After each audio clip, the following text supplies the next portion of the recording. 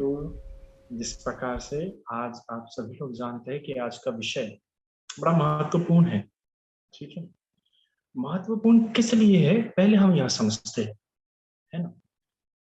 महत्वपूर्ण जिस प्रकार उपासक जी ने भी कहा था कि जो 10 पुण्य कमवस्तु है, उसमें से जो 2 अंग है, जो कि सबसे आखिरी में आते हैं, आखिरी में गिने जाते हैं, धम्म श्रवण और धम्म देशना।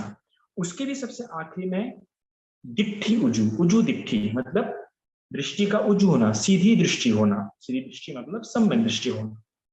ठीक है, आज का जो प्रश्न है दृष्टि से बहुत करीब जो संबंध रखता है उस बात से लेके, है ना? और धम्म श्रवण और धम्म देशना हम इसलिए करते हैं ताकि हमारी जो दृष्टि है वो उजू हो सके, हमारी जो सम्यक दृष्टि है। भले ही दृष्टि का आर्य अष्टांगिक मार्ग में सम्यक दृष्टि पहले बोला जाता है, तो सम्यक दृष्टि पहले बोला जाता है, पर वही अंग है जो सबसे आखिरी बनता है दृष्टि, क्योंकि यह प्रज्ञा का क्षेत्र है। और प्रज्ञा यह तब आती है जब शील और समाधि से होते हुए जाते हैं, है ना? शील और समाधि हम इस अर्थ में नहीं समझ रहे कि पालथी लगा के बैठ जाना। शील और समाधि इस अर्थ में समझिए कि आप लोग के जीवन का अंग बन गया है नैतिकता और एकाग्रता। जो भी कार्य करेंगे आप एकाग्रता के साथ करेंगे और वो कार्य नैतिक ही रहेगा। तो इस प्रकार से दोनों जब साइमल्टेनियसली एक रूप एक साथ होकर चलते हैं, तो उस क्षण उस समय आपकी प्रज्ञा तीक्ष्ण ही हो जाती है। इस बात को समझिए। तो वो आपका सारा जो है वो एक चक्र की तरह हो जाता है, शील समाधि प्रज्ञा, जिसमें ना प्रथम और ना आखिरी कुछ ना रहते हुए सब एक साथ रह जाता है, शील समाधि प्रज्ञा। तो ये दृष्टि उजू करना ही है। जब तक दृष्टि उजू नहीं होंगी तब तक हम अपाय गति से मुक्त नहीं हो सकते, तब तक हमारे वाणी सम्यक नहीं हो पाएंगे, तब तक हमें कर्मों से, अकुशल कर्मों से हमारा मन भयभीत नहीं है। ठीक, और अभिधम्म के हिसाब से, चित्त चैतसिक के हिसाब से, कीरी और उत्तपम, लज्जा और भय, यह 2 बातें, यह 2 चैतसिक सबसे ज्यादा आवश्यक है अपने आप को अकुशल कर्म से दूर रखने के लिए। कीरी और उत्तपम मतलब लज्जा और भय। तो ये सब कैसे होगा? जब हमारी दृष्टि उजू हो जाएंगी। दृष्टि उजू हो जाएंगी तो हमारे मन में भाव उत्पन्न ऐसे हो जाएंगे, हमारे मन में भय और लज्जा अपने आप ऐसे काम करेंगी कि हम अकुशल कर्मों से दूर रहेंगे। तो इसलिए आज का जो प्रश्न है वो दृष्टि से बहुत ज्यादा महत्वपूर्ण स्थान रखता है, पुनर्जन्म का। और हम अक्सर देखते हैं जो अपने आप को अम्बेडकरवादी कहते हैं, वो अक्सर इस प्रश्न को लेके काफी कंफ्यूज है। सरल सी बात है, क्योंकि यह बाबा साहब ने जो लिखा है वो उनकी प्रज्ञा के अनुसार लिखा है। और हम अगर अल्प प्रज्ञा वाले लोग अगर उस बात को समझने की कोशिश करेंगे, जिन्होंने ना अभी तक दर्शन शास्त्र ठीक से पढ़ा है, ना इतिहास ठीक से पढ़ा, ना बुद्ध धर्मों को ठीक से जानने की कोशिश की है, अगर वो बाबा साहब के विचारों को इतने आसानी से समझ जाएंगे तो बड़ा कठिन है। तो जिसने पाली साहित्य का अच्छे से अभ्यास किया है, जिसने दर्शन शास्त्र का अच्छे से अभ्यास किया है, वो बाबा साहब के विचारों को थोड़ा बहुत समझ सकता है। तो इसलिए, और क्योंकि मैं खुद एक फिलोसॉफी और साइकोलॉजी का स्टूडेंट हूँ, इसलिए मैं थोड़ा बहुत मुझे लगता है कि कहाँ पे गड़बड़ हुई वो मैं जानने का थोड़ा मैंने कोशिश की कि कहाँ गड़बड़ हो रही है, लोग क्यों ऐसा कह रहे हैं कि बाबा साहब ने पुनर्जन्म को नहीं माना। तो मैं उन्हीं विचारों को आज आपके सामने स्पष्ट करने जा रहा हूँ। अभी जब हम पुनर्जन्म की इस विषय पे बात करने जा रहे हैं, तो आप इस बात को समझिए कि मैंने पहले ही कहा कि पुनर्जन्म यह विषय बहुत महत्वपूर्ण रखता है बुद्ध साहित्य में। अगर पुनर्जन्म ही नहीं समझ गए, अगर अगर पुनर्जन्म पे हम विश्वास नहीं करेंगे, तो बुद्ध की शिक्षा हमारे लिए किसी काम की नहीं, है ना? बुद्ध की शिक्षा निर्वाण की बात करती है। निर्वाण क्या है? इस जन्म और मृत्यु के चक्र से मुक्ति की जो बात है वो है निर्वाण। तो अगर जन्म और मृत्यु ही नहीं है, पुनर्जन्म ही नहीं है, तो फिर निर्वाण किस काम का? निर्वाण किस काम का? तो बुद्ध की शिक्षा किस काम का, है ना? तो यही सब बातों को हम समझेंगे। तो आइए आज बाबा साहब के दृष्टिकोण से हम इस बात को समझने की कोशिश करते हैं। ठीक है जी। तो जिस प्रकार से doctor Ambedkar, Baba Saheb, doctor Ambedkar view of rebirth, Baba Saheb का दृष्टिकोण पुनर्जन्म पे क्या है, हम उसके बारे में थोड़ा भी जानेंगे। तो बाबा साहब खुद ये प्रश्न पूछते हैं बुद्धान्य धम्मा में कि क्या भगवान बुद्ध पुनर्जन्म मानते थे। मैंने दोनों ग्रंथों के रेफरेंस लिए हैं। आपको बता दूं कि हिंदी और इंग्लिश मैंने दोनों ग्रंथों के रेफरेंस लिए हैं। ठीक है, क्योंकि बाबा साहब ने किस शब्दों का इस्तेमाल किया, थोड़े शब्द से ही थोड़े थोड़े शब्दों को ठीक प्रकार से ना समझने के कारण पूरा का पूरा क्या हो जाता है, मिसकंसेप्ट डेवलप हो जाता है। जैसे कि फॉर एग्जाम्पल अभी एक जन ने बाबा साहब की किताब का अनुवाद किया, बुद्धा एंड कार्ल मार्क्स, है ना। तो उसने वहां पे जो बाबा साहब ने जो ओरिजिनल नेम दिया है अपनी किताब को, बुद्धा और कार्ल मार्क्स दिया है, और उस व्यक्ति ने जब अनुवाद किया तो उसने क्या कर दिया, Buddha and his Dhamma, sorry Buddha and Karl Marx कर दिया। मतलब जब अनुवादक ने अनुवाद किया तो एंड लगा दिया, पर बाबा साहब ने ओरिजिनली क्या किया है, और किया है। अब इस एक शब्द से बहुत बड़ी गड़बड़ हो जाती है। जब एंड लगाते हो तो मतलब बुद्ध कार्ल मार्क्स दोनों चाहिए, और जब हम और लगाते हैं तो इसका मतलब ये हो जाता है कि बुद्ध या फिर कार्ल मार्क्स, दोनों में से किसी एक को चूज करना पड़ेगा। तो देखिए छोटे छोटे शब्दों से इतनी सारी क्या हो जाती है, मिसकंसेप्शन आ जाती है। और एक बात जो मैं आपके साथ शेयर करना चाहूंगा, जब मैं बुद्धा ने धम्मा पढ़ रहा था, और मैं जब नागपुर में होते हुए जब मैं बुद्धा इन धम्मा लोगों को पढ़ा रहा था, तो मैंने कई सारे ग्रंथ बाबा साहब के रेफरेंस में लिए थे, है ना। क्योंकि बाबा साहब ने पहले ही कहा था कि अगर मेरे लिखे हुए इस बुद्धा एंड इस धम्मा को आपको समझना है तो क्या करना पड़ेगा आपको, सबसे पहले आपको बुद्धा और इस धम्मा ये किताब, बुद्ध और कार्ल मार्क्स ये दूसरी किताब, और तीसरी क्रांति प्रतिक्रांति, रिवॉल्यूशन और काउंटर रिवॉल्यूशन, ये तीनों किताबें साथ में पढ़नी पड़ेगी।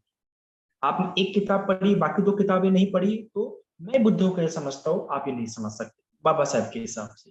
तो तीनों किताब पढ़ना आवश्यक है। बुद्ध की शिक्षाओं को बाबा साहब कैसे समझते हैं ये हमें समझनी थी। ठीक है। दूसरी बात, जब मैं बुद्धानिज धम्मा पढ़ रहा था तो मैंने कई सारे अलग अलग प्रकाशन के बुद्धानिज धम्मा पढ़ा साथ में।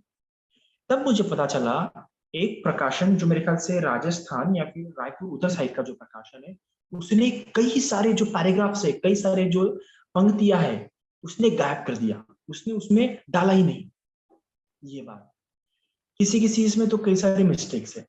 और अभी जो मानकर साहब उन्होंने भी बुद्धानिज्म को अच्छे से लिखा है, कई सारे जो आनंद कौशल ने मिस्टेक की उसको सुधारा है। पर फिर भी मैंने हिंदी अनुवाद जो लिया है भदंत आनंद कौशल्यान का लिया है, और इंग्लिश जो ओरिजिनल है। तो मैंने भदंत आनंद कौशल्यान का ही अनुवाद क्यों लिया, क्योंकि भदंत आनंद कौशल्यान जी पाली साहित्य की निपुण निपुण थे उसमें। तो उनको पता है कि कौन सा शब्द इंग्लिश में, इसकी इंग्लिश का यह शब्द हिंदी में कौन सा पाली साहित्य के अनुसार लेना चाहिए, उनको ये बात पता थी, है ना। तो इसलिए मैंने आनंद कौशल्यान का ही हिंदी अनुवाद लिया है। ठीक है। तो इंग्लिश और हिंदी मैंने इस प्रकार से बहुत सोच समझ के रेफरेंस में लिया है। और यहाँ पे जो ब्लू और ग्रीन में यहाँ पे मैंने रेफरेंस भी दिए हैं, अगर आपको ध्यान में आएगा तो मैंने कहाँ से कौन सी लाइन उठाई, कहाँ से कौन सी पंक्ति उठाई, मैंने यह भी यहाँ पे रेफरेंस में लिया है। सबसे इंपॉर्टेंट बात जो मैं यहाँ पे बताना चाहूंगा कि मैंने अपने हिसाब से कुछ भी समझाने की कोशिश नहीं कर रहा हूँ। मैं यहाँ पे पुनर्जन्म जो भी समझाऊंगा वो बाबा साहब के ग्रंथ में से समझाऊंगा, ना मैं अपनी तरफ से कुछ वैज्ञानिक दृष्टिकोण मिलाऊंगा। अगर आपको मेरा दृष्टिकोण समझना होगा तो मैं वो किसी और क्लास में लूंगा, वो मैं और इससे लूंगा, रीबर्थ एंड साइंस इस नाम से लूंगा। इसमें मैंने विज्ञान के दृष्टिकोण से भी नहीं समझा रहा मैं, ना ही किसी और के दृष्टिकोण से, ना मेरे दृष्टिकोण से, और ना ही पाली साहित्य के दृष्टिकोण से समझा रहा है यहाँ में, बिल्कुल भी नहीं। यहाँ सिर्फ और सिर्फ हम बाबा साहब के दृष्टिकोण की बात करें कि उन्होंने किस प्रकार से समझाना चाहते हैं, ना पाली साहित्य, ना विज्ञान, ना मेरा दृष्टिकोण। ये बात आप समझ लीजिए यहाँ पे। ठीक है। तो इन बातों को ध्यान में रखते हुए हम यहाँ पे ये समझेंगे। तो बाबा साहब स्वयं ये प्रश्न पूछते बुद्धान्य धम्मा में कि क्या भगवान बुद्ध पुनर्जन्म मानते थे? Did the Buddha believe in rebirth?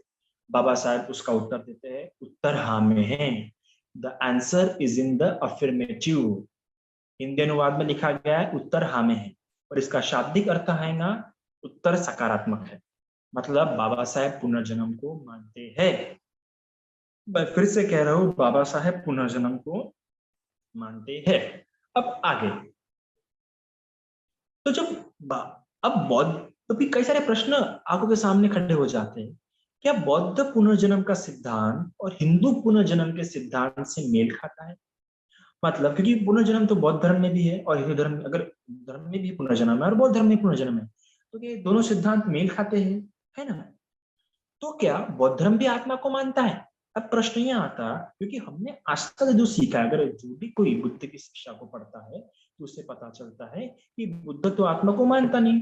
और अगर बौद्ध धर्म भी पुनर्जन्म को मानता है तो इसका मतलब बौद्ध धर्म भी आत्मा को मानता है, क्योंकि आत्मा के बिना पुनर्जन्म भला कैसे संभव है ना?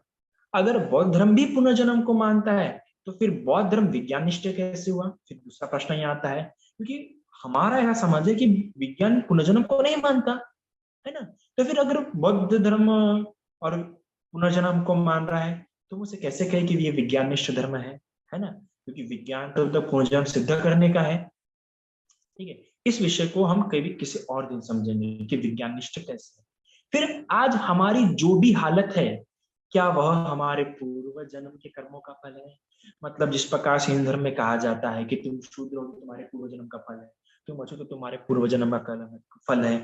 मतलब हिंदू धर्म में आज इस जन्म में हमारे साथ जो भी घट रहा है उसके ऊपर ऐसा विचार किया जाता है कि यह तुम्हारे पहले के जन्म का कर्म का फल है, तुम्हें इसे भोगना ही पड़ेगा इस जन्म में। और तुम शूद्र हो तो इस जन्म में शूद्र ही रहोगे, ये तुम्हारे कर्मों का फल है कि तुम शूद्र बन के पैदा हुए भोगो। ऐसा हिंदू धर्म का मानना है। तो क्या फिर बुद्ध के विचार भी इनसे मेल खाते हैं? है ना? इन विचारों पे हम आज समझने की कोशिश करेंगे बाबा साहब के दृष्टिकोण के अनुसार। अभी अब अगर ध्यान से देखें तो आज विश्व में ज्यादातर पुनर्जन्म के सिद्धांत आत्मा के सिद्धांत पर आधारित है, जिसे अंग्रेजी में सोल स्पिरिट से जाना जाता है। अभी अगर हम देखते हैं तो विश्व में जितने भी धर्म है जो पुनर्जन्म को मानते हैं, अब पुनर्जन्म को जब वो लोग मानते हैं तो पुनर्जन्म मानने के लिए आत्मा इस सिद्धांत की बहुत आवश्यकता पड़ती है। क्यों? क्योंकि अगर इस शरीर से कुछ निकल के दूसरे शरीर में घुस जाना चाहिए, अगर हमारा फिर जन्म हो रहा है तो हमारे इस शरीर से उस शरीर में कुछ तो भी जा रहा होगा, ऐसा हमारे मन में आ जाता है ना? और हर जितने भी आज पुनर्जन्म के सिद्धांत को मान रहे होंगे वो आत्मा को मानते ही मानते हैं। क्यों? क्योंकि फिर से किस चीज का जन्म हो रहा है? तो आत्मा का। ये आत्मा है जो इस जन्म से इस शरीर से किसी और शरीर में प्रवेश कर रही है। इसलिए जितने भी पुनर्जन्म सिद्धांत होंगे वो सारे के सारे आत्मा को मानते हैं। पर बौद्ध धर्म एक ऐसा धर्म है या शिक्षा है जिसमें बुद्ध आत्मा को नहीं मानते, पर बुद्ध की शिक्षा आत्मा को नकारते हुए अनात्मवाद सिखाती है। आपको बता दूं कि बौद्ध धर्म पुनर्जन्म को तो मानता है पर आत्मा को नहीं मानता। अब प्रश्न यह आता कि बौद्ध जब आत्मा को नहीं मानता तो किसको मानता है? अनात्मा को। किसको मानता है? अनात्मा, है ना? अब ये आत्मा और अनात्मा में क्या फर्क है हम समझते हैं। अब ये जो आत्मा है, आत्मा के सिद्धांत में तीन बातें ध्यान रखने की जरूरत है। एक कि आत्मा शाश्वत होती है, ठीक है। दूसरी वह निरपेक्ष होती है और तीसरी अपरिवर्तनीय होती है। ठीक है। शाश्वत मतलब वो कभी नष्ट नहीं होंगी, वो हमेशा बनी रहेंगी, हमेशा टिकी रहेंगी, वो कभी की कभी क्या होंगी? नष्ट नहीं होंगी। दूसरी निरपेक्ष। निरपेक्ष मतलब वो किसी पर निर्भर नहीं है, वो इंडिपेंडेंट है ना? वो जीवित रहेंगी, वो किसी निर्भर नहीं, वो बिना शरीर के भी ट्रैवल कर सकती है, बिना शरीर के भी आना जाना कर सकती है, वो बिना शरीर के भी रह सकती है। इसका मतलब है निरपेक्ष, तो किसी पे आधारित नहीं है, बिना शरीर के भी रह सकती है। और तीसरा अपरिवर्तनीय। अपरिवर्तनीय मतलब उसमें कुछ परिवर्तन नहीं है। आत्मा में कुछ, आत्मा हमेशा शुद्ध रूप में होती है, उसमें कुछ परिवर्तन नहीं होता है। ये आत्मा का सिद्धांत है। अभी बुद्ध के सिद्धांत, अनात्मा का सिद्धांत क्या है? अनात्मा का सिद्धांत अनित्य दुख अनात्मा, है ना? अब अनात्मवाद को जब कहते हैं हम, तो अनात्मवाद से हमारा कहने का मतलब है कि यह जो हमारा जो शरीर बना है, यह शरीर दो चीजों से मिलकर बना है, जो जीवन जिसे हम कहते हैं, ये जीवन बना है नाम और रूप से। ठीक है, ये किसी एक चीज से नहीं बना है। और ये नाम और रूप, ये नाम भी चार चीजों से बना है: विज्ञान, संस्कार, संज्ञा और वेदना। ये चार चीजों से बना है। रूप भी अग्नि, जल, पृथ्वी और वायु। अगर इंग्लिश में कहूँ, नाम मतलब माइंड, नाम मतलब मन, और ये मन के भी चार घटक है। विज्ञान मतलब चेतन स्वरूप, है ना, जो जानता है। संस्कार, है ना। दूसरा संज्ञा, जो समझता है। और वेदना, जो वेदनाओं को अनुभव अनुभव करता है। रूप मतलब मैटर, कोई भी आकार, कोई भी भौतिक वस्तु जो अग्नि, जल, पृथ्वी, वायु, इन चार चीजों से मिलके बनी है। अभी ये जो नाम और रूप मतलब माइंड एंड मैटर है, यह अनित्य है। ये आत्मा समान शाश्वत नहीं है। ये क्या है? अनित्य है, मतलब ये नष्ट होते रहता है। दूसरा, यह क्या है? सापेक्ष है, मतलब ये निरपेक्ष नहीं है, ये आधारित है एक दूसरे पे। नाम रूप पे आधारित है, रूप नाम पे आधारित है। मतलब जहां पे मन होगा वहां रूप होगा, और जहां रूप होगा वहां मन होगा। ऐसा नहीं कि रूप कहीं और मन कहीं और, ऐसा नहीं हो सकता। जहां जहां नाम होगा, जहां जहां मन होगा, वहां वहां रूप होगा, है ना। इसलिए हम इसे आत्मा नहीं कह सकते, क्योंकि आत्मा मतलब निरपेक्ष, पर नाम और रूप क्या है? सापेक्ष है, इसलिए नाम और रूप को हम आत्मा नहीं कह सकते। ठीक है। और ऐसा नहीं कि नाम पे सब कुछ आधारित है, रूप पे सब, या फिर रूप पे सब कुछ आधारित है। अगर हम देखेंगे, अगर ये रूप नहीं होगा तो नाम नहीं चल पाएगा, माइंड, है ना। माइंड नहीं चल पाएगा, और माइंड नहीं होगा तो रूप नहीं काम कर पाएगा। इसलिए नाम और रूप, इन दोनों चीजों के एक साथ मिलन से ये क्या हुआ है? हमारे जीवन की उत्पत्ति हुई है। कोई अनात्मवाद, अनात्मवाद से हमारा तात्पर्य है कि वो चीज जो मन और शरीर, नाम और रूप, माइंड और मैटर से बनी है, जो क्षण प्रतिक्षण क्या होती है? नष्ट होती रहती है, और क्षण प्रतिक्षण उत्पन्न होती रहती है, जो परिवर्तनीय है। और आत्मा क्या है? शाश्वत, निरपेक्ष, अपरिवर्तनशील। तो जब बुद्ध अपने ध्यान साधना में बैठे हुए थे, तो बुद्ध ने अपनी ध्यान साधना में अपनी प्रज्ञा से जाना, भगवान कहते भी कि मैंने इस संसार में बहुत देखा, बहुत ढूंढने की कोशिश की कि आत्मा समान कुछ तो पदार्थ मिले। अभी आत्मा उस समय किसको कहते थे? कि ऐसा पदार्थ या ऐसी चीज जो शरीर के अंदर में है, जो निरपेक्ष है, जो शाश्वत है, जो नित्य है, ऐसी चीज जो किसी चीज पर आधारित नहीं है, जो इस बिना शरीर के भी रह सकती है, तो ऐसी चीज को लोग आत्मा कहते थे। तो उस आत्मा को मैंने खोजने की बहुत कोशिश की शरीर में, पर मुझे इस पूरे शरीर में वह आत्मा समान कोई भी चीज, ऐसा कोई भी पदार्थ, ऐसा कोई भी एलिमेंट नहीं मिला जिससे मैं आत्मा कह सकूं। हाँ, पर मुझे मिली एक चीज, वो है नाम और रूप। पर ये नाम और रूप को मैं आत्मा इसलिए नहीं कह सकता क्योंकि ये अनित्य है, या आत्मा समान शाश्वत नहीं है। ये जैसे बताते हैं शाश्वतवाद, वैसे शाश्वत नहीं है ये नाम रूप। ऊपर से ये निरपेक्ष भी नहीं है, ये सापेक्ष या आधारित है एक दूसरे पे। और तीसरा, ये परिवर्तनशील है। तो मुझे आत्मा नहीं मिला, मुझे नाम और रूप मिला, पर ये आत्मा समान नहीं है। तो इस बात को बिल्कुल समझ दीजिए कि इन लोगों ने भी कुछ चीज को जाना। उन लोग, वैदिक ऋषियों ने या फिर उस समय के दूसरे पंथों ने उस चीज को क्या कहा? आत्मा का। किस चीज को आत्मा कहा? जो जान रहा है, जो अनुभव कर रहा है, जिसके कारण जन्म हो रहा है, उसको आत्मा कहा। वो लोग उसको डीप रूपली, एकदम पेनिटेटिवली नहीं जान पाए। लेकिन बुद्ध ने क्या किया? उसको भी तोड़ते जाना। और बुद्ध ने जाना, अरे ये वैदिक ऋषि या ये दूसरे पंथ लोग जैसे आत्मा कहे, दरअसल वो नाम और रूप है। पर इनकी प्रज्ञा उतनी तीक्ष्ण ना होने के कारण क्या हो पा रहे? ये इसके अनित्य स्वभाव को नहीं जान पा रहे, दुख स्वभाव को नहीं जान पा रहे, अनात्म स्वभाव को नहीं जान पा रहे। अगर उदाहरण के लिए कहूँ, तो आज हम रोजमर्रा के जीवन में देखते हैं ना, जैसे जिस किसने 10 दिन का विपश्यना शिविर किया, तो उस 10 दिन के विपश्यना के शिविर में आप लोगों ने आज तक अपने जीवन भर में वेदना का उपभोग किया, और उस वेदना को कभी अनित्य के रूप में जाना नहीं, कभी दुख के रूप में नहीं जाना, कभी अनात्म के रूप में नहीं जाना। आपने उन वेदना को एक तो सुखद, एक तो दुखद, इसी रूप में जाना, और इसी रूप में जानते हुए भोक्ता भाव के रूप में स्वीकार करते गए। लेकिन जब आप उस 10 दिन के शिविर में जाते हैं, तब आप कोशिश करते हैं, आप बार बार अपने मन को सिखाते हैं कि नित्य है रे, दुखद है रे, अनात्म है रे। मतलब अपने मन के हिसाब से उसको इस रूप में समझने की कोशिश करते हैं, अपनी प्रज्ञा को तीक्ष्ण। गुरु जी उस 10 दिन के शिविर में आपको बोलते हुए रहते हैं, अपनी प्रज्ञा तीक्ष्ण बनाओ, तीक्ष्ण बनाओ। ये एकदम से नहीं बनती है, उसके लिए बहुत लंबा काम करना पड़ता। तो ये वैदिक ऋषियों की क्या, इन लोगों ने ऐसे अपने मन में कई सारे अपने प्रज्ञा से जाना, पर इनकी प्रज्ञा क्या थी? तीक्ष्ण नहीं थी। जो लोग, इसलिए उन लोगों ने उसको नित्य, अपरिवर्तनीय, निरपेक्ष, शाश्वत के रूप में जाना। पर बुद्ध की प्रज्ञा इतनी तीक्ष्ण थी कि उन्होंने उसके अंदर भी गए, उन्होंने उसको भी अनित्य के रूप में देखा, दुखद के रूप में जाना, अनात्मा के रूप में जाना।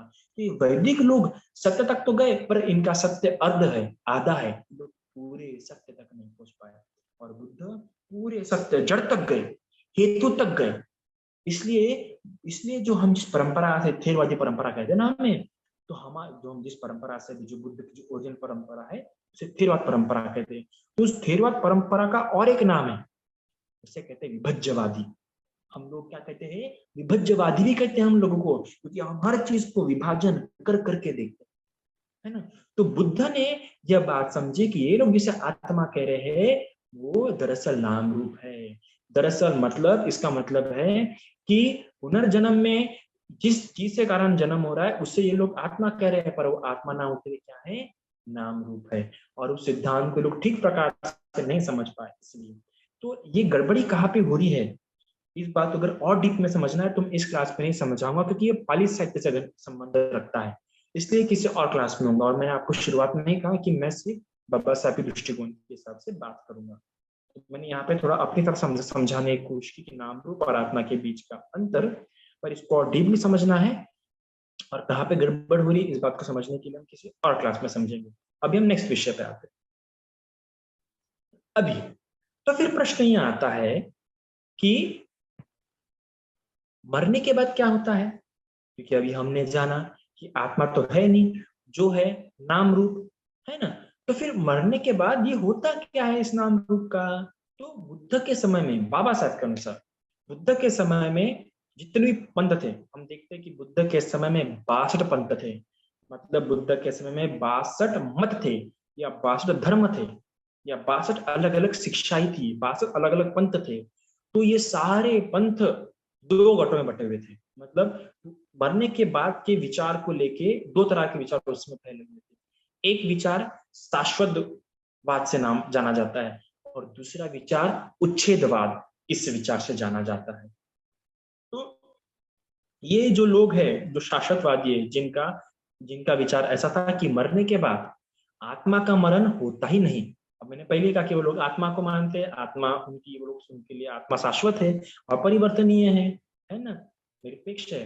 तो उनके हिसाब से आत्मा का मरण होता ही नहीं, इसलिए जीवन शाश्वत है। अभी तो पुनर्जन्म द्वारा इसका नवीनीकरण होता रहता है। The soul knows no death, therefore life is eternal, it is renewed by rebirth. तो कहते हैं कि देखो, आत्मा का तो मरण होता ही नहीं है, इसलिए हमारा बार बार क्या होते रहता है? पुनर्जन्म होते रहता है, होते रहता है। तो ऐसा एक मत था, क्योंकि वो लोग आत्मा को मानते हैं।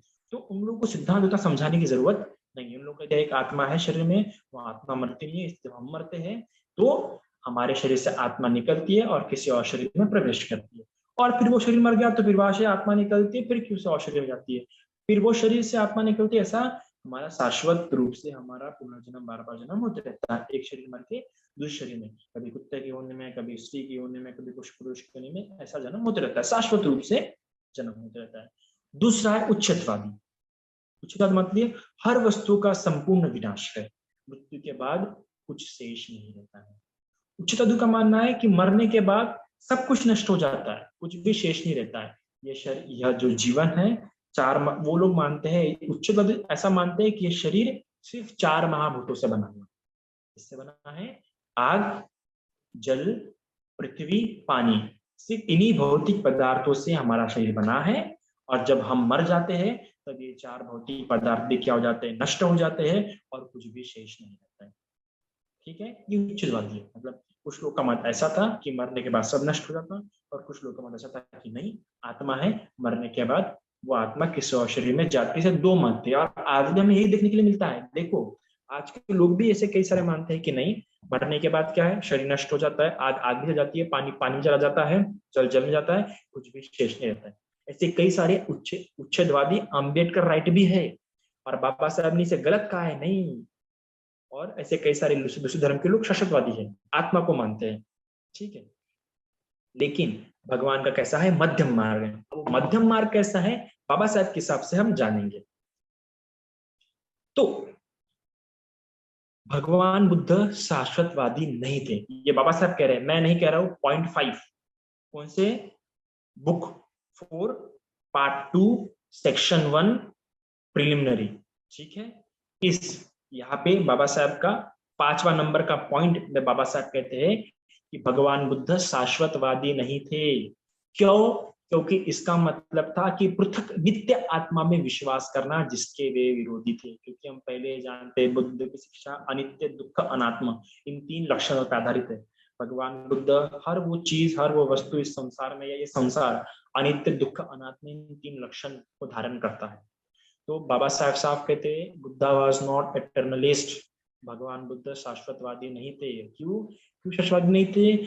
शाश्वतवादी होने के लिए नित्य सिद्धांत को मानना पड़ेगा, और बुद्ध नित्य सिद्धांत के क्या थे, विरोध में थे। तो ये बात देख रहे हैं हम लोग, भगवान बुद्ध शाश्वतवादी नहीं थे। तो इसका मतलब हम आत्मा को नहीं मानते, हम बौद्ध होने के नाते हम किसी आत्मा को नहीं मानते, और ना हम ऐसा मानते कि आत्मा इस शरीर से निकल के किसी और शरीर में जाती है। तो शाश्वतवादी का रास्ता हमारे लिए नहीं है। फिर दूसरा उच्छेदवादी। अब उच्छेदवाद के बारे में क्या कहते हैं बाबा साहब? जब वे आत्मा का अस्तित्व स्वीकार नहीं करते थे, तो स्वाभाविक तौर पर उन्हें उच्छेदवादी मानने की प्रवृत्ति हो सकती है। IMP इंपॉर्टेंट पॉइंट है। अब सारी गड़बड़ यहाँ हो जाती है। ये पॉइंट 6 में बाबा साहब कहते हैं, उसी ग्रंथ में, उसी चैप्टर में बाबा साहब कहते हैं कि देखो, अब ऑफकोर्स सरल सी बात है, क्योंकि भगवान बुद्ध आत्मा को नहीं मान रहे, अपना नित्यवाद को नहीं मान रहे, शाश्वतवाद को नहीं मान रहे, तो सरल सी बात है, क्योंकि बुद्ध आत्मा को नहीं मानते, तो सरल सी बात है, लोग बुद्ध को क्या समझेंगे, उच्छेदवादी। समझ, सरल सी बात है। हाँ, अभी अभी ऑफ कोर्स कोई काला नहीं है तो बुरा है, ऐसा सरल से हम उदाहरण लगा देते हैं ना। हाँ, वो अच्छा नहीं है तो बुरा है, हाँ, बुरा नहीं है तो अच्छा है। इस प्रकार से भगवान को लेके भी लोग ये गलत समझ गए। ऑफ कोर्स अब बुद्ध आत्मा को नहीं मानते, शाश्वतवाद को नहीं मानते, नित्य को नहीं मानते, सरल सी बात है, बुद्ध क्या होंगे, उच्छेदवादी होंगे, ऐसा लोग गेस लगा देते थे। With his belief in the non-existence of the soul, the Buddha would naturally be expected to be an annihilist. लेकिन अलगदम सुत्त में भगवान ने शिकायत की है, ये बाबा साहब बता रहे हैं, देखिए बाबा साहब का वाचन देखिए आप।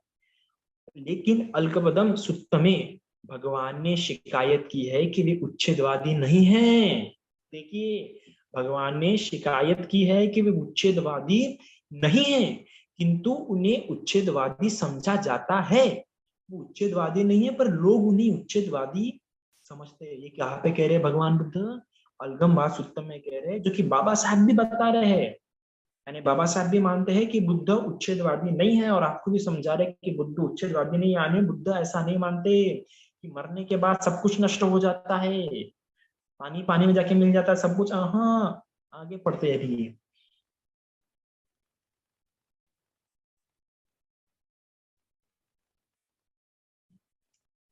तो आगे इस बात को समझाने के लिए बुद्ध, बाबा साहब पुनर्जन्म के सिद्धांत को 2 हिस्सों में बांट देते हैं। रीबर्थ ऑफ व्हाट, पुनर्जन्म किस चीज का। इंग्लिश में व्हाट इस्तेमाल किया है, तो उसका हिंदी अनुवाद सेम ही हो रहा है, तो इसलिए हिंदी में उसको हम और समझाने के लिए चीज, कोई वस्तु के रूप में हम उसको देखते हैं। तो पुनर्जन्म किस चीज का, और दूसरा रीबर्थ ऑफ हुम, मतलब पुनर्जन्म किस व्यक्ति का। ये 2 प्रश्नों में बाबा साहब विभाजित कर देते उस बात को। अब यहाँ पे आप इस बात को समझने की कोशिश कीजिए कि रीबर्थ ऑफ व्हाट बाबा साहब पहले समझाते हैं, फिर उसके बाद बाबा साहब समझाते हैं रीबर्थ ऑफ हुम, और हम उसी प्रकार से उसको पढ़ते हैं, और इसलिए सारी गड़बड़ हो जाती है। इसलिए वो सिद्धांत हमारे लिए क्या हो जाता है, और पेचीदा होता है। दरअसल जब हम समझ रहे हैं, तो सबसे पहले हमने रीबर्थ ऑफ हुम, मतलब पुनर्जन्म किस व्यक्ति का, इस बात को समझिए, इसको पहले पढ़िए, और फिर उसके बाद रीबर्थ ऑफ व्हाट, पुनर्जन्म किस चीज का, इसको समझिए। तो आपको सिद्धांत क्या होगा, थोड़ा समझेंगे, है ना। तो इसलिए पहले हम समझेंगे रीबर्थ ऑफ हुम, मतलब रीबर्थ, पुनर्जन्म किस व्यक्ति का, है ना। अभी पुनर्जन्म किस व्यक्ति का मतलब रीबर्थ ऑफ हुम, यहाँ पे हियर बाबा साहब only talk about the physical body, that is matter. यहाँ बाबा साहब केवल भौतिक शरीर यानी रूप की बात करते हैं। तो ये जो रीबर्थ ऑफ हुम है, जब आप इस बात को समझ रहे हैं तो आपके मन में ये चैप्टर पढ़ते हुए, ये पाठ पढ़ते हुए आपके मन में यह बात क्लियर होनी चाहिए कि बाबा साहेब यहाँ पे सिर्फ हमारे भौतिक शरीर की बात कर रहे हैं और किसी चीज की बात नहीं कर रहे हैं। और हाँ, मैं जहां तक जब मैंने इतने बार पढ़ा तब मुझे लगा कि बाबा साहेब यहाँ पे बात कर रहे हैं मन की, लेकिन नहीं, मैंने बार बार जब इस बात को पढ़ा तब मुझे से क्लियर हुई कि बाबा साहेब यहाँ बात कर रहे हैं मैटर की, व्यक्ति की। जब बाबा साहब बात करते तो व्यक्ति को बाबा साहब यहाँ पे भौतिक रूप में समझ रहे हैं, जो शरीर हमें हमारे हमने धारण किया है ना, चाहे वो कुत्ते का हो, चाहे वो स्त्री का हो, चाहे वो पुरुष का हो, कोई भी रूप जो हमने धारण किया है, उस सिर्फ रूप की बात कर रहे हैं, इस शरीर की बात कर रहे हैं। पुनर्जन्म किस व्यक्ति का, तो यहाँ पे बाबा साहब शरीर की बात कर रहे हैं। तो शरीर की बात करते बाबा साहब समझाते हैं body which is made up of prithvi ap tej वायु, शरीर जो पृथ्वी आप तेज और वायु से बना हुआ है। याद रखिए, अभी आपको लग रहा होगा अरे ये तो उच्छेदवाद से मेल खा रहा है, क्योंकि उच्छेदवाद में भी यही बताया जाता है कि शरीर कैसे बना है, सिर्फ पृथ्वी आप तेज और वायु। और यहाँ भी बाबा साहब बता रहे कि शरीर कैसे बना है, पृथ्वी आप तेज वायु।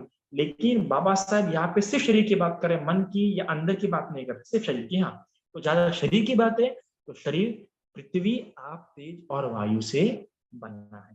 तो ये हमारा शरीर इन चार महाभूतों से बना है।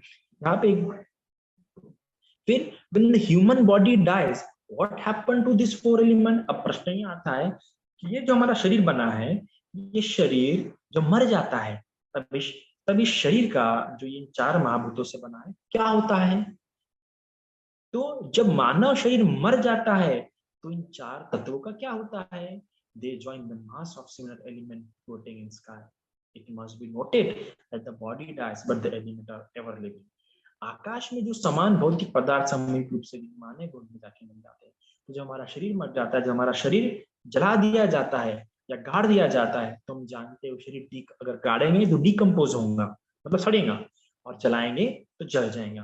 तब का बाबा साहब कहते हैं कि जो हमारा शरीर जो पृथ्वी आप तेज वायु से बना था, पृथ्वी में जाके मिल जाती है, वायु में जाके मिल जाता है, क्योंकि ऑफकोर्स जल जाता है तो जो हमारे जो पूरे एलिमेंट्स बने हुए हैं वो सारे क्या हो जाते हैं, अपना बॉन्ड छोड़ के पृथ्वी में जाती है, आप में जाती है, पानी में जाता है, वायु में जाता है। तो सारे जो एलिमेंट जो इन चार महाभूतों शरीर बना था वो अब अपने इसमें जाके मिल जाते हैं, है ना। फिर आगे क्या कह रहे हैं, does the same dead person take a new birth? क्या वही मरा हुआ आदमी एक नया जन्म ग्रहण करता है? चलो अभी ये जो पदार्थ जाके मिल गए, तो क्या भी संभव है कि इस आदमी का जो मर गया है, इसके पदार्थ जाके मिल गए हैं आकाश में, पानी में, वायु में जाके आग में, तो क्या भी फिर से इसका जन्म होगा? तब बाबा साहब आगे कहते हैं the answer is most improbable. उत्तर है इसका कम से कम संभावना है, पर बहुत ही कम से कम। इसे अगर मैं साफ साफ कहूंगा, मेरा जो विचार है ना, बिल्कुल भी नहीं, एकदम 1 या 2% संभावना है 100% में से कि फिर से। तो बाबा साहब आगे कह रहे हैं it is depend upon the element of existence of the dead man. यह निर्भर करता है उस जो आदमी मर गया है उसके चार महाभूत जो आग, जल, पृथ्वी, वायु, जो चार तत्व थे, इस पे निर्भर करता है। यदि मृत्यु आदमी के जो चार तत्व है फिर से जुड़ के वही शरीर फिर से जुड़ेंगे, वही तत्व, भले नया शरीर बनाए पर तत्व वही है। देखिए आप फिर से समझिए, वॉइस इज ब्रोकन। अभी आवाज आ रही है आपके क्लियर? देखिए, हाँ जी आ रही है, लेकिन अप एंड डाउन हो रही है। अप एंड डाउन हो रही है? हाँ। अभी आ रही है प्रॉपर? अभी ठीक है। ठीक है ना। तो बाबा साहब बता रहे हैं कि अगर जो तत्व पानी में जाके मिल गया, वायु में जाके मिल गया, जल में जाके मिल गया, आग में जाके मिल गई, ये तत्व फिर से साथ में आके नया शरीर बनाते हैं, पूरा नया, भले चेहरा नया होगा, शरीर पूरा नया होगा, पर तत्व वही थे जो पुराने आदमी में, जो आदमी मर गया था, जो तत्व उसमें थे वही तत्व अगर इस आदमी में भी होंगे तो हाँ, ये उस आदमी का पुनर्जन्म है। पर क्या ये संभव है? क्या ऐसा हो सकता है कि उन तत्वों में नया तत्व ना मिले? फॉर एग्जाम्पल, एक उदाहरण लीजिए, एक पानी का ग्लास है, उस पानी के ग्लास में पानी भरा हुआ है, ठीक है, और बाजू में एक टब रखा हुआ है, उसमें भी, उस टब में भी बहुत सारा पानी रखा हुआ है। अब मैंने ये ग्लास का पानी, जब तक इस ग्लास में पानी था तब तक हम कह सकते थे कि ये पानी इस ग्लास का है और ये पानी इस टब का है। पर मैंने वो ग्लास का पानी क्या कर दिया, उस टब में डाल दिया, तो क्या हो जाएगा वो, अब मैं क्या करूं, आवाज कट रही है तो नेट का प्रॉब्लम होगा, तो उदाहरण समझिए थोड़ा बहुत। जैसे भी कुछ प्रश्न अगर होगा, अगर कुछ आपको नहीं समझता है, कोई आपको लगता है कुछ इंपॉर्टेंट पॉइंट छूट गया, तो मुझसे बाद में प्रश्न उत्तर सेशन में प्रश्न पूछ लीजिएगा, ठीक है। तो फिर अभी समझिए, तो एक टब है, टब भरा, इसमें पानी भरा हुआ है, और एक गिलास है, उसमें भी पानी है, ठीक है। अब मैंने, जब तक वो पानी उस गिलास में था तब तक हम ऐसा पहचान पा रहे थे ये ग्लास का है, ठीक है। अब मैं पानी डाल दिया, आप उस टब में बता सकते हैं क्या ये पानी ग्लास का है और ये पानी टब का है? बिल्कुल भी नहीं बता सकते। चलो, आपने वही ग्लास लिया, अब वही ग्लास में क्या कर दिया, फिर से वो डुबा दिया उस टब में और वहां से पानी निकाल दिया एक गिलास। अब एक बात बताओ, अब इस ग्लास में जो आपने पानी लिया उस टब से, क्या ये वो पहले वाला ही पानी है जो इस ग्लास में पहले था? नहीं, इसमें अभी नया पानी ही मिल गया होगा, तो हम इसे कह सकते हैं क्या ये वही है? नहीं, ये वही नहीं है। उसी प्रकार जो तत्व मिल गए, भले ही वो तत्व मिलके फिर से नया शरीर बना रहे होंगे, पर उस तत्व में कई सारे नया तत्व भी, नई आग मिल गई होंगी, नया पानी मिल गया होगा, तो इसी कारण वो तत्व नया शरीर तो बना रहे हैं, पर हम वो मरे हुए आदमी का पुनर्जन्म नहीं कह सकते, क्योंकि अभी जो शरीर बना है, इसमें नया पानी मिला होगा, नया आग भी मिली होंगी, नई पृथ्वी मिली होंगी। हाँ, अगर ये नया शरीर बना होता पर इसमें नई आग नहीं बनी मिली होती, नया पानी, नया जल, नया पृथ्वी अगर नहीं मिली होती, सब वही पुराने तत्व होते, तो हम बोल सकते कि हाँ ये पुनर्जन्म है। पर ऐसा होना असंभव सा है। और एक उदाहरण से स्पष्ट कीजिए, समझ जाइए। अभी एक कटोरा है पानी का, उसमें क्या कर दिया आपने, एक चम्मच नमक मिला दिया, अभी एक चम्मच नमक मिला दिया, तो अभी हम उसमें से नमक अलग निकाल सकते क्या? वही नमक नहीं निकाल सकते। उसी प्रकार से एक बार जो हमारा आग, पानी, जल, वायु, ये जिससे हमारा शरीर बना है, जलने के बाद फिर से जब ये सारे तत्व उन तत्व में वापस चले जाते हैं, फिर से वही तत्व एक साथ आना असंभव है। और आ भी गए तो उनमें नए तत्वों का क्या होगा, मिश्रण होगा, और नए तत्वों का मिश्रण होने का हम नहीं कह सकते कि ये उसी आदमी का फिर से क्या है, पुनर्जन्म है। यहाँ पे बाबा साहब कहते भी है, यदि भिन्न भिन्न मुझ शरीर के अंशों के मेल से एक नया शरीर बनता है तो पुनर्जन्म नहीं हुआ, वो तो एक नया जन्म हुआ, उसका पुनर्जन्म हम बिल्कुल भी नहीं कह सकते। ठीक है, तो समझे बाबा साहब ने क्यों कहा? बाबा साहब कह रहे कि संभव है, पर इंग्लिश में क्या कह रहे, मोस्ट इम्प्रॉबेबल, कम से कम संभावना है, संभव होता है पर बहुत ही कम से कम, ना के बराबर अगर हम शरीर के रूप में देख रहे हैं। ठीक है, अगर हम शरीर के रूप में देख रहे हैं तो आप बिल्कुल समझ जाइए असंभव है पुनर्जन्म को शरीर के रूप में, तो शरीर के रूप में पुनर्जन्म असंभव है। He was not annually so far as matter was concerned. जहां तक आत्मा की बात है वे उच्छेदवादी थे, ठीक है, आत्मा को लेकर उच्छेदवादी है, पर पुनर्जन्म को तो ये रेफरेंस है। तो अभी हमने क्या जाना, अभी हमने जाना पुनर्जन्म किस व्यक्ति का, है ना, जिसमें भगवान बुद्ध शरीर के, जिसमें बाबा साहब शरीर की बात करते, किस शरीर की, वो शरीर जो 4 महाभूतों से बना हुआ है, सिर्फ और सिर्फ 4 महाभूतों से बना हुआ है, उस शरीर का पुनर्जन्म संभव है। कैसे संभव है? जब वही 4 तत्व जब वही चार तत्व फिर से आके शरीर बनाएंगे। पर अगर वो चार तत्व फिर से आते हैं और उसमें कुछ नए तत्व मिश्रित होते हैं तो हम उसे पुनर्जन्म नहीं कह सकते। ठीक है, अभी अभी हम पहला प्रश्न के बारे में डिस्कस करेंगे, रीबर्थ ऑफ व्हाट, पुनर्जन्म किस चीज का। यहाँ पे अभी चीज, पहले व्यक्ति, अभी चीज पे हम विचार कर रहे हैं। मंत्री जी आपने कहा पढ़ा है पुनर्जन्म पर बाबा साहब के दृष्टिकोण, ये किसी ने प्रश्न किया, देखिए मैं आपके सभी के प्रश्न जवाब दूंगा और वो प्रश्न उत्तर सेशन में, फिलहाल मैं समझाता हूँ क्योंकि समय हमारे पास नहीं है क्योंकि ज्यादा। आपको जितने भी प्रश्न होंगे आपको फिर प्रश्न उत्तर के सेक्शन में, आपको अगर विज्ञान निष्ठ भी चाहिए तो मैं भी समझा दूंगा। पहले हम बाबा साहब के दृष्टिकोण समझते हैं, ठीक है।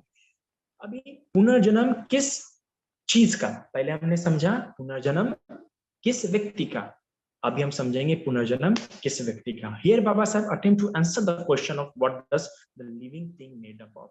यहाँ बाबा साहब इस प्रश्न का उत्तर देने का प्रयास करते हैं कि जीवन, जीवित वस्तु किससे बनी है। देखिए, हम जब प्रश्न पढ़ते हैं पुनः रीबर्थ ऑफ व्हाट, अर्थात पुनर्जन्म किस चीज का, तो हम हमारे मन में ऐसा आना शुरू हो जाता है कि किस चीज का, हम चीज पे फोकस करते हैं, है ना, पुनर्जन्म किस चीज का। लेकिन बाबा साहब यहाँ पे यह नहीं समझा रहे कि पुनर्जन्म किस चीज का हो रहा है। बाबा साहब यह समझा रहे हैं कि जो जीवन है ये जीवन किससे बना हुआ है। अब समस्या क्या हो रही है, हम डायरेक्टली विचार करते कि क्या होगा जो पुनर्जन्म ले रहा है, पर हम इस बात को भी तक समझ ही नहीं पाए सबसे पहले जीवन किसे कहते हैं हम। जो जीव है, जो लिविंग थिंग है, ये लिविंग थिंग क्या है आखिर में, क्योंकि लिविंग थिंग तो है ना जिसे हम जीवन जीवन पा रहे। तो सबसे पहले बाबा साहब आपको यहाँ पे ये समझाने की कोशिश करते हैं कि पहले आप ये समझ जाइए कि जीवन किसे कहते हैं। जो जीवित ऊर्जा है ना, ये जो हमारे अंदर, ये क्या है पहले वो समझा रहे हैं, फिर हम समझेंगे। क्योंकि इसी बात को ना समझने के कारण कोई लोग आत्मा समझ जाते हैं, कोई लोग इस बात को आत्मा मानना शुरू करते हैं। तो कोई कोई लगता है कि नहीं, शरीर सिर्फ भौतिक पदार्थ, सिर्फ भौतिक चीजों से ही बना हुआ है, आग जल पृथ्वी वायु सिर्फ इन्हीं चीजों से मिला है। आज भी अगर हम डिस्कशन करते हैं कई सारे तर्कवादी लोगों के बीच में या फिर आज की यूथ के साथ, तो उनको लगता है कि नहीं, शरीर कैसे बनना है, सिर्फ इस एलिमेंट से बना है, भौतिक पदार्थों से बना है, आग पृथ्वी जल वगैरह। और इसी कारण हमें लगता है कि पुनर्जन्म नहीं है। और जो लोग मानते हैं कि नहीं नहीं, शरीर आग जल पृथ्वी से नहीं बना है, इसके अंदर कुछ और भी है, तो वो लोग उसे आत्मा का नाम देते हैं। और बाबा साहब वही समझा रहे हैं कि जीवित वस्तु क्या है, वो जीवन क्या है। तो यहाँ पे बाबा साहब एग्जाम्पल कोट करते हैं महाकोटिक का, कि हाउ, भगवान बुद्ध के समय का बाबा साहब एग्जाम्पल कोट करते हैं, how many things must quite the body before it is flung aside as cast away like a senseless cloud। ऐसे कितने चीजें हैं जिनसे मुक्त होने पर ही शरीर मरा हुआ समझा जाकर सूखे काठ की तरह फेंक दिया जाता है। देखिए यहाँ पे बाबा साहब ये प्रश्न बहुत डीप है, इसी प्रश्न पे मैं तो कहता हूँ बाकी सब छोड़ दो, इसी प्रश्न पे सब ज्यादा विचार करो। यहाँ पे क्या पूछ रहे हैं, एक व्यक्ति भगवान बुद्ध को पूछता है, यह कहानी बाबा साहब ने अपने बुद्धन्य जमा में डाली, बुद्ध के शब्दों में। देखिए बाबा साहब भी पुनर्जन्म को बुद्ध के शब्दों में समझा रहे हैं। तो यहाँ पे पूछा जा रहा है कि ऐसी कितने चीज है जब वो चीजें छूट जाने पर हम कह सकते हैं कि ये इंसान मर गया है। देखिए, और हम लोग इतने होशियार लोग हैं, हम डायरेक्टली कहते हैं कि नहीं नहीं नहीं, शरीर जल गया मतलब मर गया, है ना। पर बाबा साहब इस टॉपिक को और क्लियर कर रहे हैं कि सही मायने मरा हुआ किसे कहना चाहिए। क्योंकि हम ऐसे हमने हमने ऐसे भी देखे साइंस में कई सारे लोग कि उसकी हार्ट रेट पूरी बंद हो गई, पर फिर भी 2 मिनट के बाद या उसको करंट देने के बाद वो जिंदा हो गया, है ना। तो कभी कभार हम देखते हैं कि उसका ब्रेन डेड हो गया पर उसकी हार्ट बीट शुरू थी। तो ऐसे कई सारे ये है प्रॉब्लम्स। ये इसको, इस बात को तो मैं किसी और लेक्चर में और विज्ञान निष्ठ होकर समझाऊंगा और एग्जांपल देके रेफरेंस देके, पर अब मैं बाबा साहब के हिसाब से समझेंगे। तो इसलिए बाबा साहब ये प्रश्न, बाबा साहब ये बात समझते थे, इसलिए बाबा साहब ने इस बात को क्लियर करने के लिए और स्पष्ट रूप में कहा कि कितने बातें जिनसे छूटने पर ही हम कह सकते कि शरीर सही मायने मर गया। तो सारी पुत्र जवाब देते हैं इसमें, वाइटलिटी, हीट एंड कॉन्शियसनेस। सारी पुत्र कहते हैं कि जीवित इंद्रिय, उष्णता और विज्ञान, यह 3 चीजें जब तक शरीर में है तब तक हम नहीं कह सकते कि क्या हो गया, इंसान मर गया। आप देखो कभी कभार क्या हो जाता है कि शरीर जब होता है पेशेंट तो उसका ब्रेन भी डेड हो जाता है, हार्ट बीट भी ये हो जाती है, बंद हो जाती है। पर देखते हैं कि 10 मिनट बाद या 5 मिनट बाद उसको फिर से हो जाता है करंट देने के बाद, क्योंकि उसके शरीर की उष्णता रहती है ना, क्योंकि शरीर थोड़ा बहुत गर्म रहता है। तो जब तक ये 3 चीजें, तो मतलब हम यहाँ पे ये बात को समझिए कि ये जो शरीर है, ये शरीर सिर्फ इन 4 महाभूतों से नहीं बना, इसके अलावा जीवित इंद्रिय, जिसे हम लाइफ फैकल्टी कहते हैं, अगर साइंस की लैंग्वेज में कहे तो जो कार्बन और नाइट्रोजन मिलकर जो लाइफ बनती है वो कहें, दूसरी उष्णता, और तीसरी विज्ञान, दैट इज द कॉन्शियसनेस। मैं कॉन्शियसनेस पे अलग लेक्चर दे सकता हूँ उस पर, क्योंकि कॉन्शियसनेस अपने आप में एक मिस्ट्री जिसमें मॉडर्न साइंस भी काफी विचार कर रहा है। उनके भी कई सारे मिस्ट्रीज है कॉन्शियसनेस को लेके जो अभी तक सॉल्व होने के। साइंस में ऐसा कहा जाता है जिस दिन साइंस ये समझ जाएंगे कि व्हाट इज कॉन्शियसनेस, उस दिन यूनिवर्स की सारी मिस्ट्रीज क्या हो जाएंगी, दूर होंगी। और मैं आपको बता दूं, बुद्ध ने पूरा का पूरा अभिधम्म इस कॉन्शियसनेस पे, तो सोचिए भगवान बुद्ध। आज हम साइकोलॉजी पढ़ते हैं, साइकोलॉजी जब आया था तब तो उतना ये नहीं था, लेकिन आज साइकोलॉजी में भी हम कॉन्शियसनेस स्टडी नहीं करते हैं, साइकोलॉजी में स्टडी ऑफ बिहेवियर करते। तो देखिए साइकोलॉजी भी ठीक प्रकार से कॉन्शियसनेस स्टडी नहीं कर पा रहा, और बुद्ध ने तो 2500 साल पहले स्टडी की है।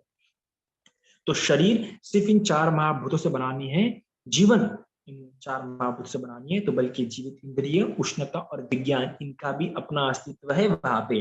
ठीक है, आगे बाबा साहब कहते हैं मृतदेह में, और फिर आगे और प्रश्न पूछते हैं कि मृतदेह और उस भिक्षु में, किस भिक्षु में, कोई नॉर्मल भिक्षु नहीं, जिसने संज्ञा वेदित निरोधीय ध्यान प्राप्त किया है, और जो संज्ञा वेदित निरोधीय ध्यान में है उस व्यक्ति में और मृतदेह में क्या अंतर है। अब देखिए, यानी बाबा साहब ध्यान को भी मानते थे।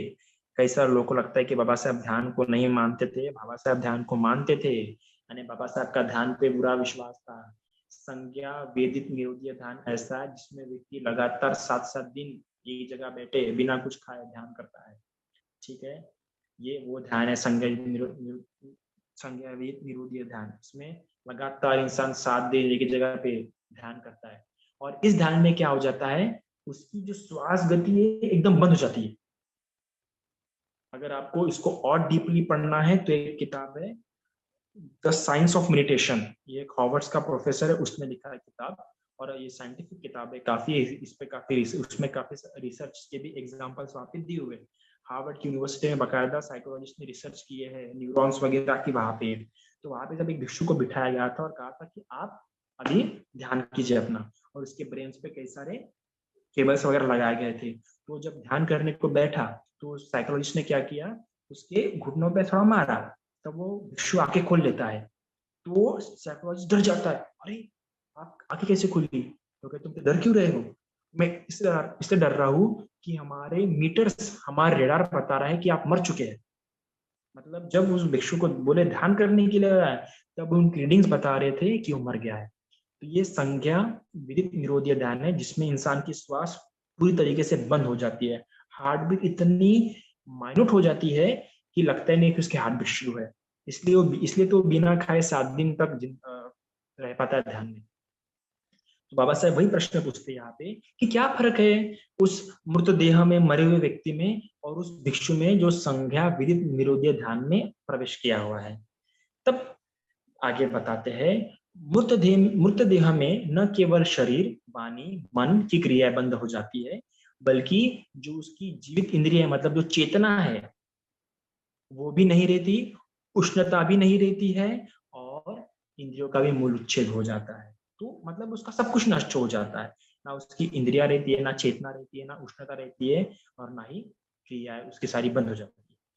और जो संज्ञा वेद निरोधीय ध्यान में प्रवेश किया भिक्षु होता है, उसकी चेतना बनी रहती है, उष्णता बनी रहती है, और इंद्रिय भी उसकी रहती है।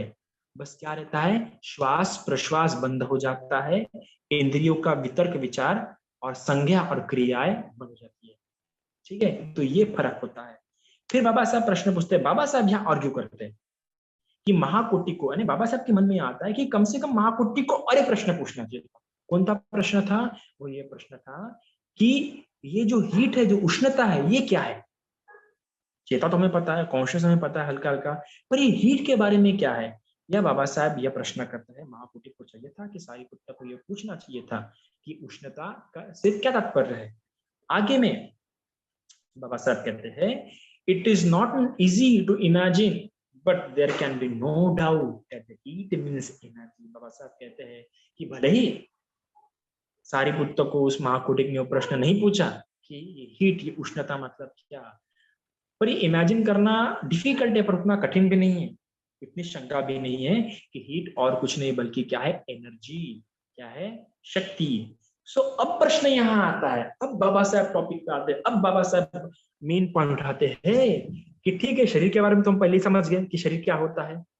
आग, शरीर जो पृथ्वी, आग, जल, वायु से बना है, उसका क्या होता है मरने के बाद समझ जाते हैं।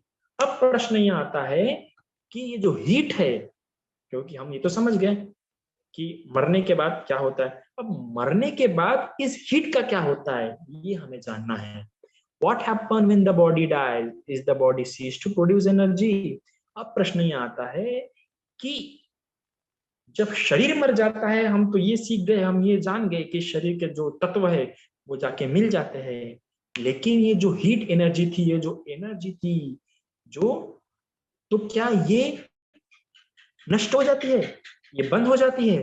तब बाबा साहब कहते हैं कि इसका उत्तर दो तरीके से आ रहा है, और इसी के कारण क्या हो जाता है, सारी गड़बड़ियां हो जाती है। इसका उत्तर दो उत्तरों में आ जाता है, टू फोल्डेड। इसका उत्तर दो अर्थों में है ना। एक, नई शक्ति की उत्पत्ति रुक जाती है, और दूसरी, विश्व में जो शक्ति पूर्ण संचरण कर रहा है उसमें कुछ वृद्धि हो जाती है। ठीक है, अभी क्या होता है कि हम एक बात समझ आते हैं कि ये जो एनर्जी जो प्रोड्यूस कर रहा था, आज तक हम उसको ऐसा समझते हैं कि बॉडी हीट प्रोड्यूस कर रही थी, है ना। लेकिन फिजिक्स का एक लॉ है जो कि बाबा साहब आगे समझाते हैं, यहाँ पे बाबा साहब देखिए समझाते हैं, एनर्जी इज नेवर लॉस्ट।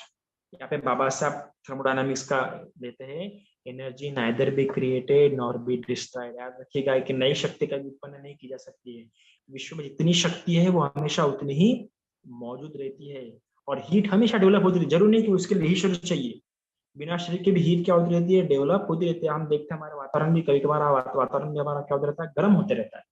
तो ऐसा नहीं कि शरीर ही उस एनर्जी को उत्पन्न करता है। ठीक है, ये जो हीट है, जो उष्णता, ये जो एनर्जी है, इसका क्या होता है, यहाँ बाबा साहब समझा रहे हैं कि जो हीट है यह मरने के बाद शरीर तो उत्पन्न करना बंद कर जाता है, और ये जो हीट है उस हीट में जाके मिल जाती है। फिर तो इसका, because of this two folded aspect of annihilation, Buddha से that he was not absolute annihilation। और इसी चीज के कारण, क्योंकि यह जो मरने के बाद हो रहा है, ये शक्ति भी क्या हो रही है, नष्ट हो रही है क्या? नहीं, ये शक्ति नष्ट नहीं हो रही, शक्ति उस शक्ति में जाके मिल रही है। तो इसलिए मैं नहीं कह सकता कि शरीर नष्ट होने के बाद वो शक्ति भी नष्ट हो रही है, नहीं, वो शक्ति नष्ट नहीं हो रही। तो इसका एक लॉ कहता है, energy neither be created not be destroyed, one form of energy converted into another form. ये जो शक्ति है, ये जो ऊर्जा है, ये क्या कह देती है, अभी एक रूप से ये शक्ति नष्ट ना होते, एक रूप से दूसरे रूप में रूपांतरित हो जाती, मतलब एक छोड़ के दूसरे चीज में वो परिवर्तित हो जाती है। मतलब शरीर, ये शक्ति क्या हो रही है, नष्ट नहीं हो रही है, और यही शक्ति है जो क्या हो रही है, बार बार जन्म ले रही है।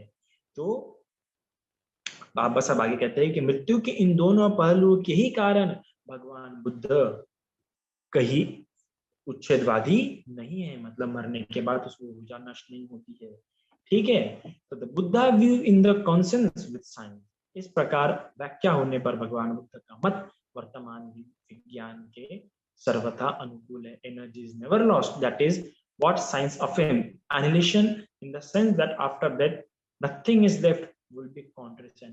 अगर हम ऐसा कहें कि मृत्यु के बाद कुछ भी शेष नहीं रहता, तो ये विज्ञान के विरुद्ध होगा। बाबा साहब ऐसा कह रहे हैं, for it would mean that energy is not constant in volume. इसका मतलब एनर्जी प्रामाणिक नहीं है, बराबर एक स्थिर रेखा में नहीं चल रही है। बाबा साहब कह रहे हैं कि अगर हम ऐसा करें कि मृत्यु के बाद कुछ शेष नहीं रहता है, तो ये क्या हो जाएगा, यह विज्ञान के रूप हो जाएगा। मतलब मृत्यु के बाद कुछ तो है जो रहता है। और इसी को वैदिक ऋषि या हिंदू धर्म के लोग या बाकी जो मिथ्या दृष्टि में जिनकी प्रज्ञा तीक्ष्ण नहीं है, जो अनित्य दुख अनात्मक सिद्धांत के अनुसार संसार को नहीं देखते या अनित्य दुख अनात्मा को नहीं समझते, उनके लिए वो आत्मा है। पर बुद्ध के दृष्टिकोण से वो है नाम और रूप, क्योंकि हमने शरीर के रूप, क्योंकि हमने पुनर्जन्म किस व्यक्ति का इस चैप्टर में भी देखा कि वो चार तत्व नष्ट नहीं होते हैं, वो उसमें जाके मिलते हैं। तो ठीक है, वो शरीर था। और पुनर्जन्म ऑफ व्हाट, किस, इसमें भी हमने देखा कि एनर्जी वो लॉस नहीं होती। तो दोनों में हम ये बात देखते हैं कि दोनों में नष्ट नहीं हो रहा, और दोनों ही नाम और रूप के बारे में बाबा साहब समझाने की कोशिश कर रहे हैं। तो यहाँ पे हमें पता चलता है कि मृत्यु के बाद दोनों चीजें नष्ट नहीं, दोनों चीजें रहती है। यही है नाम और रूप। ठीक है, इसको हम और उदाहरणों से बाबा साहब के हिसाब से समझते हैं। अब बाबा साहब एग्जाम्पल भी देते हैं। अब देखिए सम एग्जाम्पल फ्रॉम बुद्धानिस धम्मा, बुद्ध और उनके धम्मा इस ग्रंथ में से कुछ पुनर्जन्म के उदाहरण। अब Bodhisattva must be Bodhisattva for 10 life in succession. Baba Saheb यहाँ पे समझा रहे एक बोधिसत्व को, बोधिसत्व मतलब वो जो बुद्ध होने के लिए प्रयास कर रहा है पर अभी तक बुद्ध होने का है। तो बाबा साहब बुद्धा निर्धमा में बताते हैं कि किसी भी बोधिसत्व को कम से कम 10 जन्मों तक बोधिसत्व लगातार रहना पड़ता है, तभी जाके बोधिसत्व अवस्था प्राप्त करता है। देखो यहाँ पे बात कर रहे हैं बाबा साहब पुनर्जन्म की। बाबा साहब क्या कह रहे हैं कि एक बोधिसत्व को 10 जन्मों तक बोधिसत्व रहना पड़ता है। ये 5वां नंबर का पॉइंट है। और किस चैप्टर में दिया है ये दिया हुआ है Gautama who was as a Bodhisattva. इस चैप्टर में बुद्धा ने में दिया हुआ है, book 1 part 4 4th section point 5th। इसमें बाबा साहब बता रहे हैं। अब आप और मैं जानते हैं कि बाबा साहब ने जो बुद्ध ने जमा दिया उसमें कई सारे परिवर्तन किए, कई सारी बातें जो उनको अच्छी लगी उन्होंने उसमें ऐड नहीं किया, उन्होंने उस बातों को हटा दिया। अब अगर सोचे अगर बाबा साहब को ये बातें अच्छी नहीं लगती, बाबा साहब को ये बातें नहीं पटती, तो बाबा साहब ने बातें ऐड की रहती क्या? नहीं की रहती। हम देखते कि बाबा साहब ने जो धम्म चक्र पहुंच सकता है उसमें कई सारे फेरे बदल करते हुए बाबा साहब ने बुद्ध निज़्मा में ऐड किया। यहाँ तक कि और कई सारी बातें बाबा साहब ने उसमें चेंजेस करके ऐड किए, यहाँ तक कि पुनर्जन्म सिद्धांत बाबा साहब ने चेंज करके ऐड किया। तो बाबा साहब ने कई सारे ऐड किए। यहाँ तक कि बाबा साहब ने जातक कथाओं को उतना महत्व नहीं दिया। साफ साफ का बुद्ध ने जमा में बाबा साहब ने 60 भिक्षुओं को ना मानते हुए 5 भिक्षुओं को माना, साफ साफ। तो बाबा साहब, तो अगर बाबा साहब को नहीं पढ़ता तो बाबा साहब बात हटा देते। बाबा साहब ने इस बात को हटाया क्या? नहीं, बाबा साहब ने इसको ऐड किया। और मैं बता दूं, ये जो 10 भूमिवा सिद्धांत है ये तो मूल थेरवाद में भी नहीं है। बाबा साहब ने ये महायान से लिया है, ये महायान परंपरा से मैंने बाबा साहब ने जानबूझ के सिद्धांत को ऐड किया। आप देखिए पुनर्जन्म सिद्धांत को, जो कि महायान से। अगर बाबा साहब नहीं माने तो काय को ऐड करते हैं? तो बाबा साहब ने साफ साफ कहा है बोधिसत्व को बोधिसत्व अवस्था प्राप्त करने के लिए 10 जन्मों तक वो तो रहना पड़ता। उसमें आगे बताते हैं कि पहले जन्म में उसे मुदिता यह अवस्था प्राप्त करनी पड़ती है, दूसरे जन्म में उसे विमला यह अवस्था प्राप्त करनी पड़ती है, तीसरे जन्म में उसे प्रभाकारी अवस्था प्राप्त करनी पड़ती है, चौथे जन्म में उसे अचीजमती यह अवस्था प्राप्त करनी पड़ती है, पांचवें जन्म में सुधराजा यह अवस्था प्राप्त करनी पड़ती है, छठवें जन्म में उसे अभिमुखी यह अवस्था प्राप्त करनी पड़ती है, सातवें जन्म में दुर्गमा यह अवस्था प्राप्त करनी पड़ती है, आठवें जन्म में अचला, नौवें जन्म में साधुमती और 10वें जन्म में धम्म मेघा। ये देखो हर एक जन्म में उससे एक अवस्था प्राप्त करनी पड़ती है।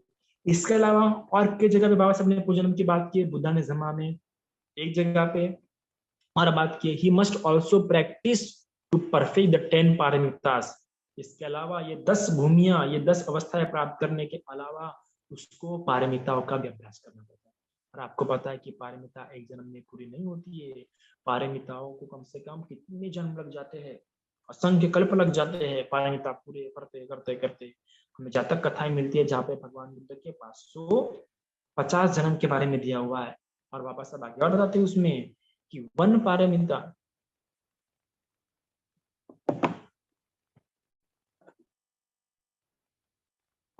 आगे और बाबा साहब बताते हैं कि one paramita is to be the end of life.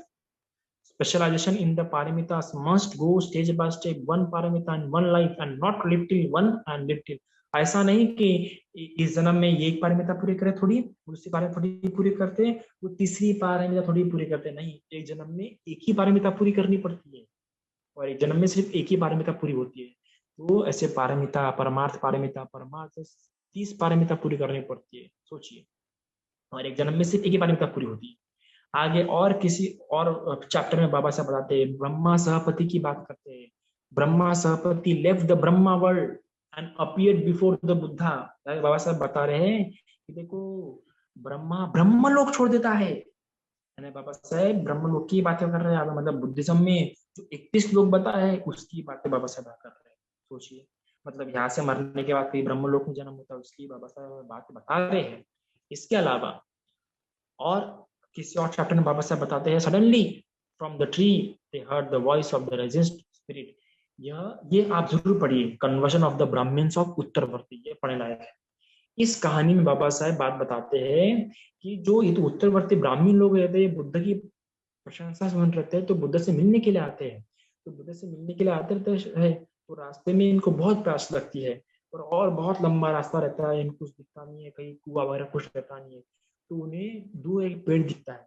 वो पेड़ दिखने पर उन ब्राह्मणों को लगता है कि शायद से वहां कोई गाँव में या कुआं होगा, चलो वहां जाते हैं। पर वह जब वहां पे जाते हैं तो उन्हें सिर्फ पेड़ दिखता है और ना गाँव दिखता है ना कुआं।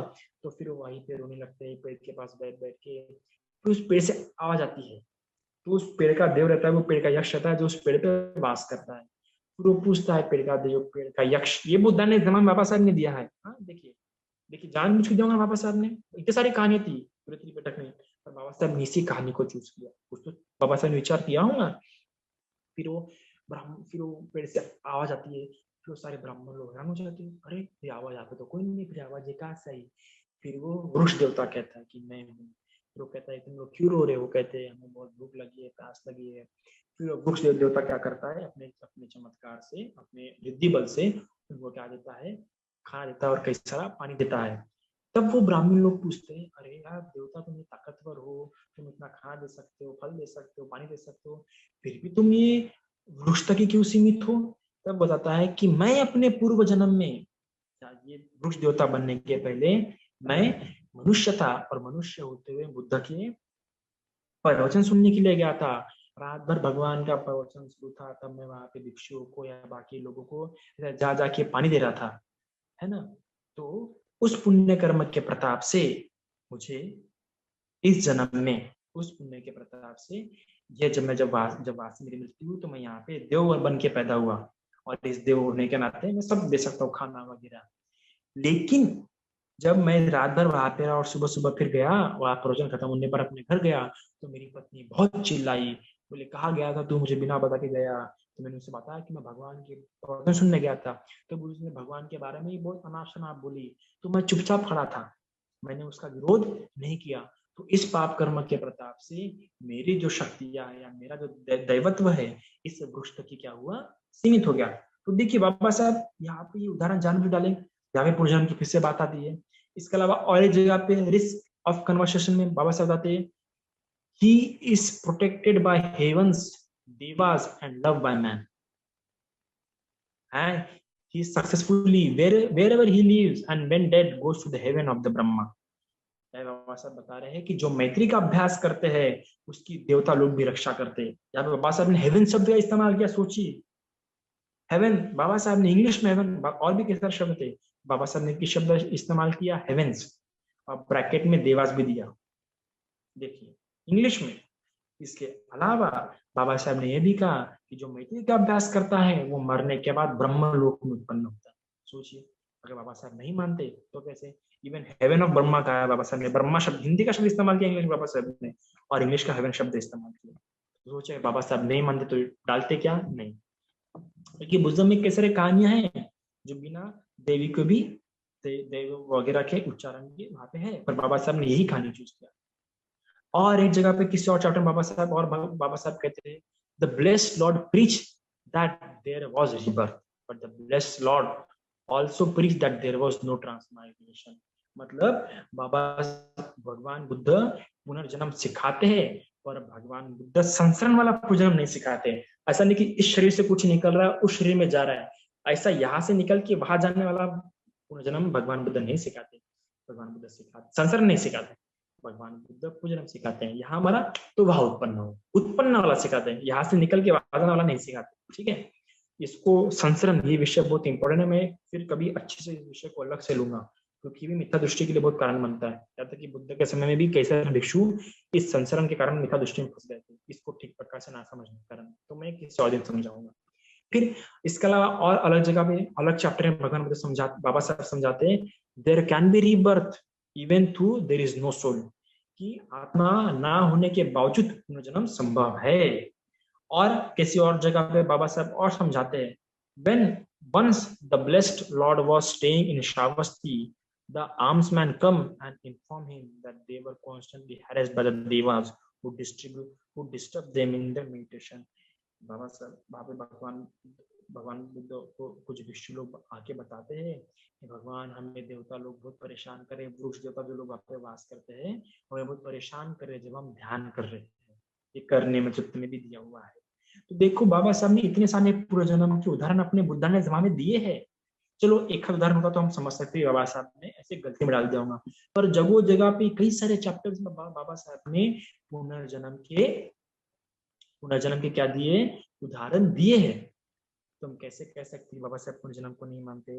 बाबा साहब पुनर्जन्म को मानते हैं, और दोनों रूप में मानते हैं, शारीरिक रूप में भी और कैसे उस उष्णता के रूप में भी।